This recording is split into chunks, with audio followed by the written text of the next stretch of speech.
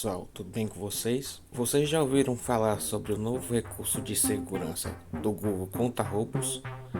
Se não, fique nesse vídeo. Para habilitar o novo recurso de segurança da Google, vamos em configurações, em seguida em Google, vamos em todos os serviços e vamos aqui em proteção contra roubo. Em seguida,